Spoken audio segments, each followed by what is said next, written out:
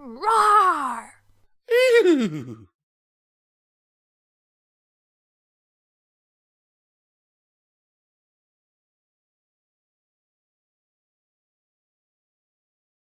The Skyla Pseudonym by iisaw. Chapter 2. Traditional Pursuits. It took a lot of convincing and negotiating. Rather more ponies were involved than logically should have been. There was shouting, considerably more shouting than was necessary or comfortable. Unexpectedly, Sunburst was the pony who settled the matter. One afternoon, about a week into the debate over Flurry's martial education, Cadence and I were, let's call it, exploring options over tea, when a guard interrupted to announce the arrival of Sunburst.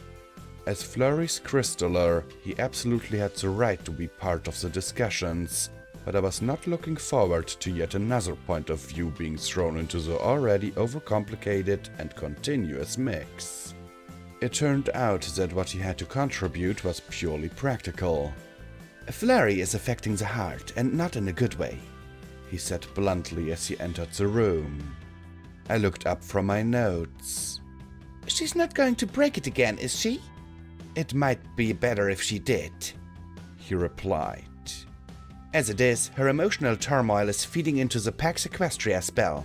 Rather than being given happiness and contentment, ponies are feeling unhappy and dissatisfied.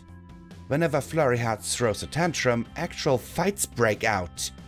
Cadence set her cup down with an unsteady clatter that slopped tea into the saucer. "There must be something we can do. A spell, or maybe—" Sunburst shook his head. "Her connection to the heart is just as strong as yours. There isn't a suitable magical solution to this problem." I cleared my throat. Cadence stiffened, then sighed and turned to me. "Yes, Twilight? If you aren't willing to banish her to a distant land, you might want to consider making her happy." She closed her eyes and took a deep breath before replying. "And is teaching her to do violence really the best way to do that?" "Jousting is an activity your ponies enjoy a great deal. It fosters sporting conduct and camaraderie. It is violent, yes, but many sports are. Swords are no different." I glanced down at my notes. "Statistics show that ponies who train in martial arts are actually less prone to use violence too." "Stop," Cadence said, squeezing her eyes shut. "Please stop." I'm sorry, Cadence," I said, not quite sure what it was I was apologizing for. She sighed. "It's become a matter of state now. If it ever wasn't. I have to do what is best for my ponies, the Empire, and Equestria. Would it be possible to start her with jousting? That's at least traditional." There's something about seeing a beautiful young mare with a black eye that is inherently wrong. The fact that I'd paid a lot of money to the stallion who had done it to her didn't really sit well with me. The ponies in the stands watching the practice session didn't much care for it either. They booed the stallion who had tumbled their young princess in the dirt, and he made a hasty exit from the lists as I helped Flurry up and led her into the tiring house. 1.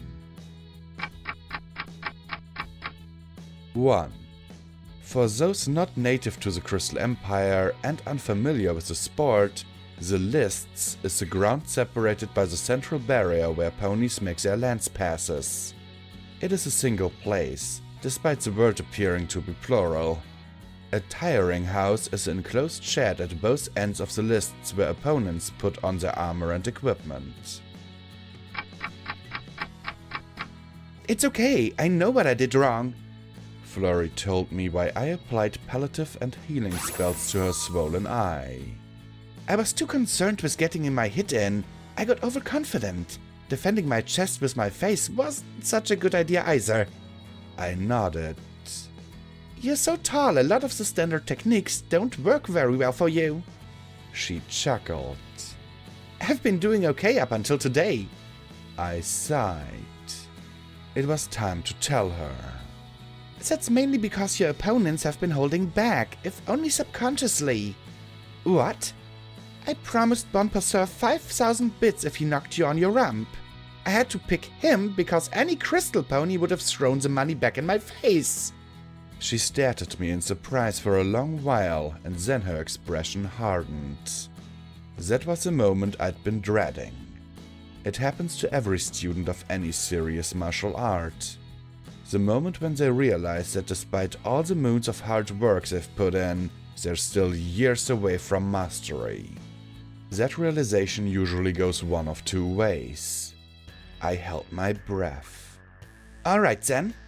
Flurry had floated a new lance over from the rack and snapped it into place on her barding. Then she put her helmet back on. How about a few more practice passes before supper? If you go easy on me, I swear I'll tell the chef to serve you her infamous beet surprise. I let out a breath and smiled. Crisis averted. At least until Cadence got a good look at her daughter's shiner. Life went on, and the other mileposts of disillusionment went by in a regular fashion, Flurry weathering them all with poise and determination. Despite my brother's certainty that she would quickly tire of the rough-and-tumble practice of combat and return to more ladylike pursuits, she only got more enthusiastic as time went by, and added several more weapon styles to her repertoire. She never competed in a public jousting tournament. It was nearly impossible to find any jousters willing to try to break a lance on their beloved Flurry heart, no matter the circumstances. But the all-princess exhibition matches between her, Luna, and myself were very popular. Flurry's first taste of real battle came during the Chrysalis Crisis, when a swarm of drones discovered that a young alicorn, deprived of her magic, was nowhere near as helpless as they assumed she would be. It also gave her the final test of her determination. Magic can be deadly, but it's usually clean. No pony can truly be prepared for what a sharp blade or lance does to a living being. And the pony wielding that blade, well, it takes some time getting used to. We all helped her through the aftermath as well as we could, but I knew from hard experience that only distance and time would soften the experience. It was nearly half a year before she picked up a sword again. One afternoon, Flurry unexpectedly showed up at my castle with a matched pair of practice short blades, nearly identical in length and weight to the set I'd carried for almost 2 decades. Last year you said I was ready to start learning this style, she said before I'd even properly greeted her. If we could train here, that would be good. Mother doesn't think I'm ready for... She trailed off and shrugged. Are you sure? I asked. She thought for a long moment before replying, which I took as a very good sign. Yes, I am. I hated what I had to do, and I still shudder every time I walk down Tourmaline Avenue towards the palace. I didn't save a bunch of ponies like you and Starlight did, but I saved myself. And I think that's what I need to remember. I nodded. Good. No time like the present. The basic stance is the same as Thiese for Saber, but your near front hoofs goes here, I said as I floated the blades over to her. The pastern grip is the same as for your cutlass, but the hoof is different. I'll cover that later. Steel rang on steel as my niece and I danced. Everything went along fairly smoothly for a while until Flurry asked to accompany me on one of my clandestine missions abroad. I thought it would be a good experience for her, but Cadence and Shining absolutely forbade her to go. When I wisely refrained from entering into the debate about the matter, too, Flurry got even angrier with me than she was with her parents. 2. Yes, I can learn complicated, non-verbal, and completely unscientific social skills, given enough time and repetition. She decided, and made it widely known, that Luna was her favorite aunt, and she began wearing a lot of black clothing and moon and night-themed jewelry. I was hurt by this, of course, and it was my turn to receive inadequate reassurance that this was only a phase. I did my best not to worry too much. Flurry kept up her practice, just not with me. There were several crystal ponies who she would train with, and even teach, which I thought would be very good for her. She also began to pay much more attention to classical magical training, spending a great deal of time with Sunburst and Starlight Glimmer. I tried to enjoy her progress vicariously through gossip and a couple of occasions where I secretly observed her training sessions, but it just wasn't the same. Starlight told me about the forgotten old spells they'd rediscovered with Sunbursts that had the singular and unusual effect of keeping heavy makeup from running into a pony's eyes when they began sweating from hard exercise. Not something that would have gotten much use in most circumstances. If only I had inquired more closely into what other types of magic she was studying. For me, it all began when a solar guard barged into the library at Ponyville Castle, gasping for breath. Spike was away on a visit to the Dragonlands, or I would have received a scroll, but as it was, Celestia sent her fastest Pegasus with the news. Some pony had stolen my airship. I don't know if I can adequately convey how much Nebula meant to me. She'd been badly damaged in many battles and misadventures, and any non-obsessed pony would have sent her to the wrecker's yard years before. I'd certainly spent a great deal more money repairing, re-engineering and refitting her than would have cost me to build 3 new craft.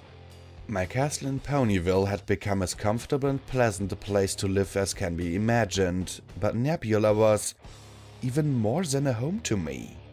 She was comfort food, a refuge, a familiar and well-beloved storybook written in sprung planks and scarred timbers.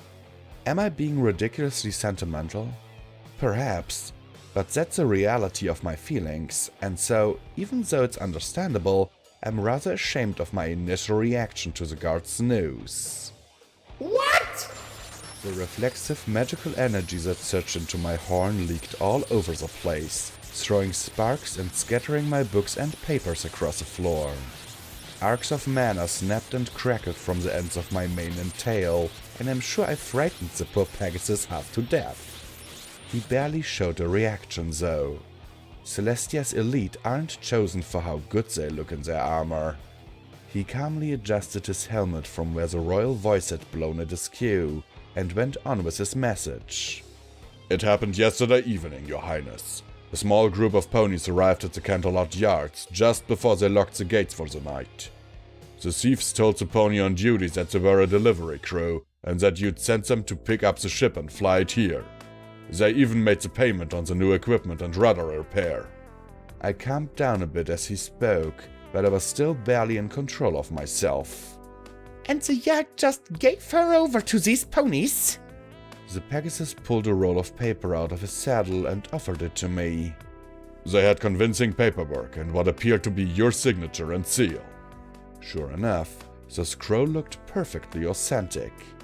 It was watermarked with my cutie mark, as is all of my official stationery, and the seal and signature looked genuine even to my eyes. It was old Mr. Gudgeon who realized what had happened, the guard continued. When he arrived at the yards in the morning and heard the news, he told every pony that you'd never do such a thing, that you always do the final inspection yourself, and took Nebula out for a shakedown before signing off. I nodded. Always. Well, the city guards were skeptical, but he kept insisting, so they flew him up to the palace. Her Majesty sorted it out in about a minute and sent me to give you the news. She also sent Pegasus patrols out in all directions, looking for your ship. I had to breathe deeply before replying. Thank you, sir. Would you mind waiting in the antechamber before you return to Canterlot? I need to cast some complex spells now that may take a moment. Afterward, I will have a message for Princess Celestia. He bowed.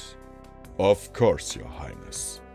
When he'd gone, I scribbled down a note to Periwinkle, my secretary, and teleported it onto her desk. By the same method, I summoned the saddlebags containing my essential travel gear onto the table and rummaged through them for a particular item. It may or may not come as a surprise to the reader that an adventurer can sometimes become unwillingly separated from her ship, and that a way to locate that ship quickly and accurately can be incredibly useful at certain times. The little brass compass didn't look any different from the usual magnetic kind, but it had a hidden crystal-powered mechanism beneath the face that would respond to a bit of pressure on the correct part of the housing. A glowing arrow formed above the compass, turning to point toward Nebula and lengthening to show her approximate distance. West by south, and a good 100 leagues at least, deep into the Forgotten Lands. Fleeing into the lawless, undiscovered West wasn't going to do them any good. In fact, they might regret not having the protection of equestrian rights when I caught up to them, depending on how they'd treated my beloved Nebula. I teleported my light suit of aeronaut's armor into the room and went about putting it on. I was settling the saddlebags over it when Periwinkle and the guard entered the room. Ah, good. Perry, write out a message for the Scat Pony to take back to Canterlot. I know where the thieves are and am going to deal with them now. Cancel court and appointments for the next 2 days. No, make that 3. If they've hurt Nebula, I'll need some time to dig a pit beneath Tartarus to put them into.